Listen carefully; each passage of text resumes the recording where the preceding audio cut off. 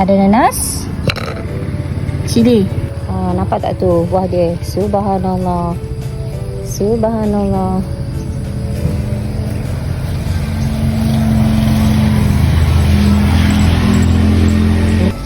Gunakan gunting ya.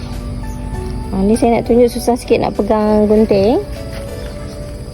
Kalau guna gunting, potong dekat sini kawan. Macam tu. Banyak lagi nak petik kawan, tak cukup. 4 biji tak cukup. Okey, jom kita petik cili. Sini, zoom.